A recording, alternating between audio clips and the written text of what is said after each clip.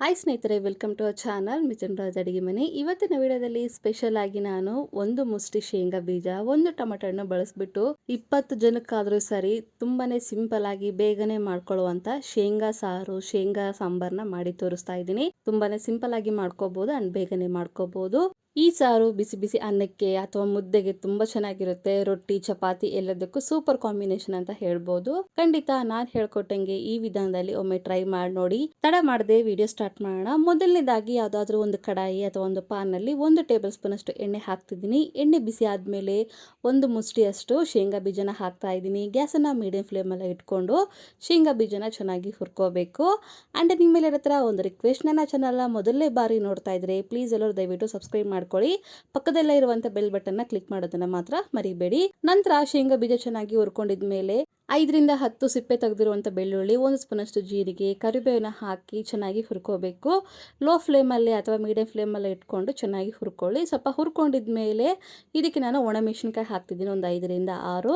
ನಂತರ ಒಂದು ಮೀಡಿಯಂ ಈರುಳ್ಳಿನ ಸಣ್ಣದಾಗಿ ಕಟ್ ಮಾಡ್ಕೊಂಡು ಹಾಕಿದ್ದೀನಿ ಉದ್ದ. ನಂತರ ಒಂದು 2 ಟೊಮೊಟೊನ ಈ ರೀತಿ 4 ಪೀಸಸ್ ಕಟ್ ಮಾಡ್ಕೊಂಡು ಹಾಕಿದ್ದೀನಿ. ಒಂದು ವೇಳೆ ನಿಮಗೆ 2 ಟೊಮೊಟೊ ಹಾಕಕ್ಕೆ ಇಷ್ಟ ಇಲ್ಲ ಅಂದ್ರೆ ಸ್ವಲ್ಪ ಹುಣಸೆ ಹಣ್ಣನ್ನ ಜಾಸ್ತಿ ಹಾಕೊಳ್ಳಿ, ಚೆನ್ನಾಗಿರುತ್ತೆ. ಹುಣಸೆ ಹಣ್ಣು ಹಾಕ್ತಿದ್ದೀನಿ ಸ್ವಲ್ಪ. ನಂತರ ರುಚಿಗೆ ತಕ್ಕಷ್ಟು ಉಪ್ಪು, ಇದಕ್ಕೆ ಮಾತ್ರ ಎಷ್ಟು ಬೇಕೋ ಅಷ್ಟು ಉಪ್ಪು ಹಾಕೊಂಡು ಇನ್ನೊಂದ್ಸರಿ ನೀಟಾಗಿ ಫ್ರೈ ಮಾಡ್ಕೊಳ್ಳೋಣ. ಸ್ವಲ್ಪ ಟೊಮೊಟೊ, ಈರುಳ್ಳಿ ಎಲ್ಲ ಚೆನ್ನಾಗಿ ಬೇಯಬೇಕು, ಅಲ್ಲಿವರೆಗೂ ಫ್ರೈ ಮಾಡ್ಕೊಂಡ್ರೆ ಸಾಕು. ಅವಾಗೆ ಹೇಳಿದ್ನಲ್ವಾ, ಮನೆಯಲ್ಲಿ ಒಂದು ಟೊಮೊಟೊ ಇದ್ರೂ ಕೂಡ ಸ್ವಲ್ಪ ಹುಣಸೆ ಹಣ್ಣು ಜಾಸ್ತಿ ಹಾಕೊಂಡು ಈ ರೆಸಿಪಿ, ಈ ಸಾಂಬಾರ್ನ ಮಾಡ್ಕೋಬಹುದು. ಮುಚ್ಚಳನ ಮುಚ್ಚಿಬಿಟ್ಟು ಇವನ್ನೆಲ್ಲ ಚೆನ್ನಾಗಿ ಫ್ರೈ ಮಾಡ್ಕೊಳ್ಳೋಣ. ನೋಡಿದ್ರೆ ಎಷ್ಟು ಚೆನ್ನಾಗಿ ಫ್ರೈ ಆಗಿದೆ. ಇವಾಗ ಗ್ಯಾಸ್ ಆಫ್ ಮಾಡ್ಕೊಂಡ್ಬಿಟ್ಟು ಸ್ವಲ್ಪ ತಣ್ಣಗಕ್ಕೆ ಬಿಡ್ತೀನಿ. ತಣ್ಣಗಾದ್ಮೇಲೆ ಮಾತ್ರ ಮಿಕ್ಸಿ ಮಾಡ್ಕೋಬೇಕು. ನೋಡಿದ್ರೆ ಟೊಮೊಟೊ ಎಷ್ಟು ಚೆನ್ನಾಗಿ ಕುದ್ದಿದೆ. ಇಷ್ಟಾದ್ರೆ ಸಾಕು, ಇನ್ನೂ ಮೆತ್ತಗಾಗಬೇಕು ಅನ್ನೋದೇನಿಲ್ಲ, ಇಷ್ಟಾದ್ರೆ ಸಾಕು. ಇವಾಗ ಗ್ಯಾಸ್ ಆಫ್ ಮಾಡಿಕೊಂಡು ತಣ್ಣಗಾಗಕ್ಕೆ ಬಿಡ್ತೀನಿ. ತಣ್ಣಗಾದ್ಮೇಲೆ ಮಾತ್ರ ಮಿಕ್ಸಿ ಮಾಡ್ಕೋಬೇಕು. ಇವಾಗ ತಣ್ಣಗಾಗಿದೆ, ಎಲ್ಲವನ್ನು ಮಿಕ್ಸಿ ಜಾರಲ್ಲಿ ಹಾಕ್ಕೊತಾ ಇದ್ದೀನಿ. ಈ ರೆಸಿಪಿ ಕಾಮನ್ ಆಗಿ ಎಲ್ಲರ ಮನೇಲಿ ಮಾಡ್ತಾನೆ ಇರ್ತಾರೆ. ನಮ್ಮ ಮನೆಯಲ್ಲೂ ನಮ್ಮ ಅಜ್ಜಿ ಮಾಡ್ತಾ ಇದ್ರು, ಅದು ಕೂಡ ಮಣ್ಣಿನ ಪಾತ್ರೆಯಲ್ಲಿ ಮಾಡ್ತಾ ಇದ್ರು, ತುಂಬಾ ರುಚಿಯಾಗಿ ಬರ್ತಿತ್ತು. ಖಾರಕ್ಕೆ ತಕ್ಕಂಗೆ ಖಾರದ ಪುಡಿ ಹಾಕೊಳ್ಳಿ. 1 ಸ್ಪೂನ್ ಅಷ್ಟು ಖಾರದ ಪುಡಿ ಹಾಕಿದ್ದೀನಿ. ನೆಕ್ಸ್ಟ್ ಸ್ವಲ್ಪ ಅರಿಶಿನ, ಸ್ವಲ್ಪ ನೀರು ಹಾಕೊಂಡು ಫೈನ್ ಆಗಿ ಪೇಸ್ಟ್ ತರ ಮಾಡ್ಕೋಬೇಕು. ನೋಡಿದ್ರೆ ಇಷ್ಟು ಫೈನ್ ಆಗಿ ಮಾಡ್ಕೊಂಡ್ರೆ ಸಾಕು. ಇದಕ್ಕಿಂತ ಮೆತ್ತಗೆ ಮಾಡ್ಕೊಂಡ್ರು ಇನ್ನೂ ಚೆನ್ನಾಗಿರುತ್ತೆ, ಬಟ್ ತರಿಯಾಗಿ ಯಾವುದೇ ಕಾರಣಕ್ಕೂ ಮಾಡ್ಕೊಳ್ಳಕ್ಕೆ ಹೋಗಬೇಡಿ. ಇದು ಪಕ್ಕಕ್ಕಿರ್ಲಿ. ನಂತರ ಇನ್ನೊಂದು ಕಡಾಯಿ ಅಥವಾ ಇನ್ನೊಂದು ಪಾತ್ರೆಯಲ್ಲಿ 3 ಟೇಬಲ್ ಸ್ಪೂನ್ ಅಷ್ಟು ಎಣ್ಣೆ ಹಾಕ್ತಿದ್ದೀನಿ. ಎಣ್ಣೆ ಬಿಸಿ ಆದ್ಮೇಲೆ ಅರ್ಧ ಸ್ಪೂನ್ ಅಷ್ಟು ಸಾಸಿವೆ, ಜೀರಿಗೆ ಹಾಕ್ತಿದ್ದೀನಿ. 1 ಕಡ್ಡಿಯಷ್ಟು ಕರಿಬೇವನ್ನ ಹಾಕ್ತಿದ್ದೀನಿ. ನಂತರ 9 ರಿಂದ 10 ಬೆಳ್ಳುಳ್ಳಿನ ಜಜ್ಜಿಬಿಟ್ಟು ಹಾಕ್ತಾ ಇದ್ದೀನಿ. ನೆಕ್ಸ್ಟ್ ಸ್ವಲ್ಪ ಹಿಂಗ್ ಹಾಕೊಂಡು ಇನ್ನೊಂದ್ಸಾರಿ ಸ್ವಲ್ಪ ಕೈ ಆಡಿಸ್ಕೊಳ್ಳೋಣ. ಬೆಳ್ಳುಳ್ಳಿ ಚೆನ್ನಾಗಿ ಸ್ವಲ್ಪ ಫ್ರೈ ಆದರೆ ಚೆನ್ನಾಗಿರುತ್ತೆ. ನೀಟಾಗಿ ಫ್ರೈ ಮಾಡ್ಕೊಂಡಿದ್ಮೇಲೆ, ಕೈ ಆಡಿಸಿದ್ಮೇಲೆ ಇವಾಗ ಇದಕ್ಕೆ ರುಬ್ಬಿರುವಂಥ ಪೇಸ್ಟನ್ನು ಹಾಕ್ತಾ ಇದ್ದೀನಿ. ಗ್ಯಾಸನ್ನು ಲೋ ಫ್ಲೇಮಲ್ಲೇ ಇಟ್ಕೊಂಡು ಈ ಪೇಸ್ಟನ್ನು ಹಾಕ್ಕೊಳ್ಳಿ. ಮಿಕ್ಸಿ ಜಾರಲ್ಲಿ ಇರುವಂಥ ಪೇಸ್ಟನ್ನೆಲ್ಲ ಕೈಯಿಂದ ಈ ರೀತಿ ತೆಗೆದ್ಬಿಟ್ಟು ಹಾಕ್ತಾ ಇದ್ದೀನಿ. ನೆನಪಿರ್ಲಿ, ಗ್ಯಾಸ್ ಲೋ ಫ್ಲೇಮಲ್ಲೇ ಇರಬೇಕು. ಮಿಕ್ಸಿನಲ್ಲಿರುವಂಥ ಪೇಸ್ಟನ್ನೆಲ್ಲ ಹಾಕಿದ್ಮೇಲೆ ಗ್ಯಾಸನ್ನು ಇವಾಗ ಮೀಡಿಯಂ ಫ್ಲೇಮಲ್ಲಿ ಇಟ್ಕೊಂಡು ಬಣ್ಣ ಬರೋವರೆಗೂ ಚೆನ್ನಾಗಿ ಬೇಯಿಸ್ಕೋಬೇಕು. ಈ ರೆಸಿಪಿ ಮಾಡೋದು ತುಂಬಾನೇ ಸುಲಭ. ಮನೆಯಲ್ಲಿ ಯಾವಾಗಲೂ ಸಾರು ಸಾಂಬಾರು ತಿಂದು ಬೇಜಾರಾಗಿದ್ರೆ ಒಂದ್ಸರಿ ಈ ಥರ ಈ ಸಾಂಬಾರು ಮಾಡ್ಕೊಳ್ತೀನಿ. ನಿಜವಾಗ್ಲೂ ಹೇಳ್ತಿದ್ದೀನಿ, ಊಟ ಬೇಡ ಅನ್ನೋರು ಕೂಡ ಫುಲ್ ಪ್ಲೇಟ್ ಖಾಲಿ ಮಾಡ್ತಾರೆ. ಈ ರೀತಿ ಮೇಲ್ಗಡೆ ಎಣ್ಣೆ ಎಲ್ಲ ತೇಲಿದೆ ಅನ್ನೋ ಟೈಮಲ್ಲಿ ಇನ್ನೊಂದ್ಸರಿ ನೀಟಾಗಿ ಕಲಿಸ್ಕೊಂಡ್ಬಿಟ್ಟು ಕನ್ಸಿಸ್ಟೆನ್ಸಿಗೆ ಎಷ್ಟು ಬೇಕೋ ಅಷ್ಟು ನೀರು ಹಾಕ್ಕೊತಾ ಹೋಗೋಣ. ಇಲ್ಲಿ ನೀವು ಸೆಮಿ ಗ್ರೇವಿ ಥರ ಆದರೂ ಮಾಡ್ಕೋಬೋದು, ಇಲ್ಲ ನೀರಾಗಿ ಕೂಡ ಮಾಡ್ಕೋಬೋದು, ನಿಮ್ಮ ಇಷ್ಟ. ನಿಮ್ಗೆ ಯಾವ ಥರ ಇಷ್ಟ ಆಗುತ್ತೋ ಆ ಥರ ಮಾಡ್ಕೊಳ್ಳಿ. ನಾನಿಲ್ಲಿ ಸರಿ ಸುಮಾರಾಗಿ 2 ಗ್ಲಾಸ್ ಅಷ್ಟು ನೀರು ಹಾಕಿದ್ದೀನಿ ಸ್ಟಾರ್ಟಿಂಗ್.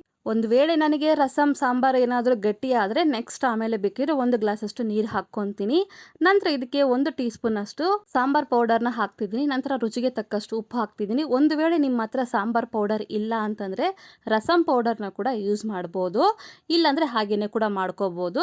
ನನಗೆ ಯಾಕೋ ಇಲ್ಲಿ ಸ್ವಲ್ಪ ಗಟ್ಟಿ ಆಯಿತು ಅನ್ನಿಸ್ತು, ಅದಕ್ಕೋಸ್ಕರ ಇನ್ನೂ ಒಂದು ಅರ್ಧ ಗ್ಲಾಸ್ ಅಷ್ಟು ನೀರು ಹಾಕ್ಕೊಂಡು ಕನ್ಸಿಸ್ಟೆನ್ಸಿನ ಈ ರೀತಿ ರೆಡಿ ಮಾಡ್ಕೊಂಡಿದ್ದೀನಿ. ಯಾಕಂದರೆ ಕುದ್ದ ಮೇಲೆ ಇನ್ನೂ ಸ್ವಲ್ಪ ಗಟ್ಟಿ ಆಗುತ್ತೆ, ಅದಕ್ಕೋಸ್ಕರ. ಲಿಡ್ಡಿನ ಕ್ಲೋಸ್ ಮಾಡಿ ಕುದಿಸೋಕೆ ಇಡ್ತೀನಿ. ಓಪನ್ ಮಾಡಿ ತೋರಿಸ್ತಾ ಇದ್ದೀನಿ ನೋಡಿ. ಈ ಥರ ನೊರೆ ಎಲ್ಲ ಸೈಡಲ್ಲಿ ಬರ್ತಾ ಇದೆಯಲ್ಲ, ಇದೆಲ್ಲ ಕಡಿಮೆ ಆಗಬೇಕು.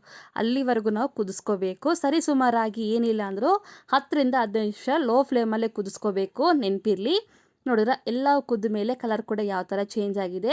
ಸೈಡಲ್ಲೆಲ್ಲ ಎಲ್ಲೋ ಕಲರ್ ಆಗಿತ್ತಲ್ಲ, ಅದೆಲ್ಲ ಹೋಗಿ ಮೇಲ್ಗಡೆ ಎಣ್ಣೆ ತೇಲುತ್ತೆ, ಅಲ್ಲಿವರೆಗೂ ನಾವು ಕುದಿಸ್ಕೋಬೇಕು. ನೀವು ಬೇಕಿದ್ರೆ ಇನ್ನೊಂದ್ಸಾರಿ ಕೂಡ ಒಗ್ಗರಣೆನ ಕೊಟ್ಕೋಬಹುದು, ಚೆನ್ನಾಗಿರುತ್ತೆ ರುಚಿ. ಬಟ್ ನಾನು ಕೊಡ್ತಿಲ್ಲ, ಸಿಂಪಲ್ ಆಗಿ ಕೊತ್ತಂಬರಿ ಹಾಕ್ಬಿಟ್ಟು ಸರ್ವ್ ಮಾಡ್ಕೊತೀನಿ. ನೀವು ಬೇಕು ಅಂದರೆ ಇನ್ನೊಂದು ಪಾತ್ರೆಯಲ್ಲಿ ಸ್ವಲ್ಪ ಬೆಳ್ಳುಳ್ಳಿ, ಸ್ವಲ್ಪ ಕರಿಬೇವು ಮತ್ತು ನೆಕ್ಸ್ಟ್ ಒಣಮೆಣಸಿನಕಾಯಿ ಹಾಕ್ಕೊಂಡ್ಬಿಟ್ಟು ಇನ್ನೊಂದ್ಸರಿ ಒಗ್ಗರಣೆ ಕೊಟ್ಟರೆ ತುಂಬಾ ಸಿಂಪಲ್ ಆಗಿರುವಂಥ ಸಾಂಬಾರು ಕೂಡ ರೆಡಿ ಆಗುತ್ತೆ. ಬಟ್ ನೆಸೆಸಿಟಿ ಇಲ್ಲ, ಇಷ್ಟೇ ಸಾಕು, ಹಿಂಗೇನೆ ತಿಂತಾರೆ. ನೋಡಿದ್ರೆ ಎಷ್ಟು ಚೆನ್ನಾಗಿ ಚೆನ್ನಾಗಾಗಿದೆ. ಇವಾಗ ಲಿಡ್ಡನ್ನು ಕ್ಲೋಸ್ ಮಾಡಿ ಗ್ಯಾಸನ್ನು ಆಫ್ ಮಾಡ್ಕೊಂಡ್ಬಿಟ್ಟು ತಣ್ಣಗಾದ್ಮೇಲೆ ತೋರಿಸ್ತಾ ಇದ್ದೀನಿ ನೋಡಿ ಎಷ್ಟು ಚೆನ್ನಾಗಾಗಿದೆ. ಒಂದ್ಸರಿ ಮಾಡ್ಕೊಳ್ತೀನಿ, ತಿಂದ ಮೇಲೆ ನೀವೇ ಹೇಳ್ತೀರ ತುಂಬ ಚೆನ್ನಾಗಿ ಬಂದಿದೆ ಅಂತ. ಈ ವಿಡಿಯೋ ಈ ರೆಸಿಪಿ ನಿಮಗೆ ಇಷ್ಟ ಆದರೆ ನನ್ನ ಚಾನಲ್ನ like, share, comment and subscribe ಮಾಡ್ಕೊಳ್ಳೋದನ್ನ ಮಾತ್ರ ಮರಿಬೇಡಿ. ಓಕೆನಾ? ಮುಂದಿನ ವಿಡಿಯೋದಲ್ಲಿ ಮತ್ತೆ ಸಿಗ್ತೀನಿ. ಅಲ್ಲಿವರೆಗೂ ಟೇಕ್ ಕೇರ್, ಬಾಯ್.